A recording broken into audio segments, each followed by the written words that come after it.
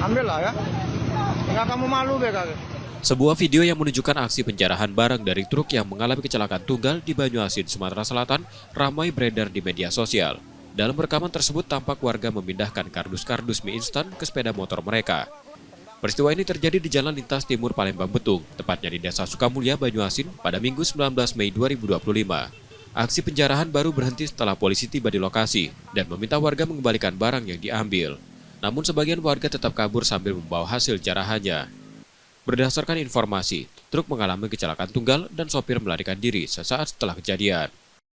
Ada jarahan truk yang terjadi, informasi dari warga, kemudian warga melapor ke kantor polisi, yaitu terkait masalah laka itu. Setelah itu, anggota kami langsung ke TKP, dan setibanya di TKP terlihat sudah ada masyarakat menjara muatan truk yang informasi terjadi laka. Informasi dari masyarakat yang ada di TKP bahwanya supirnya itu melarikan diri, dan anggota kami langsung menghimbau kepada masyarakat yang jara agar dihentikan, dan setelah itu juga masyarakat yang menjara bubar. Truk beserta muatannya kini telah dievakuasi ke pos laka lantas terdekat. Polisi telah melakukan identifikasi kendaraan dan menghubungi perusahaan pemilik barang.